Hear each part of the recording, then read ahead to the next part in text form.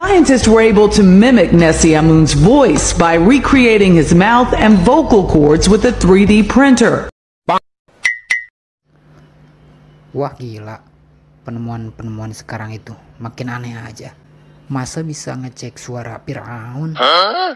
It allowed them to produce a single sound. Oh, keinginan lihat optimum pride.